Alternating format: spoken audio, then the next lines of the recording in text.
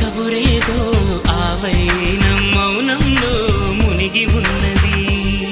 చిగురాకు చాటు చిలక ఈ అలజడి ప్రేమేగా, అనుకోని దారి గనక ఈ తికమక తప్పదుగా.